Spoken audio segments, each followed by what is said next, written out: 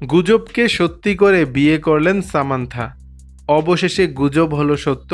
Samantha শুধু তাদের সম্পর্কই প্রকাশ্যে আনলেন না, বরং জানালেন তাদের বিয়ের খবরও। বিরাট জাঁকজমক নয়, ছিমছামভাবেই বিবাহবন্ধনে আবদ্ধ হলেন তারা।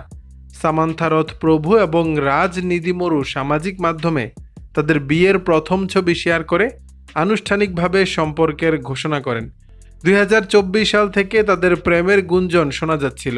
সোমবার সকালে তামিলনাড়ুর মন্দিরে সবার চোখের আড়ালে সম্পন্ন হয় তাদের বিয়ে।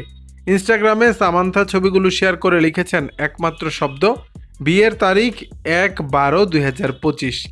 বিশেষ দিনে সামান্থা সেজে উঠেছিলেন টুকটুকে লাল ভারী কাজের বেনারসিতে।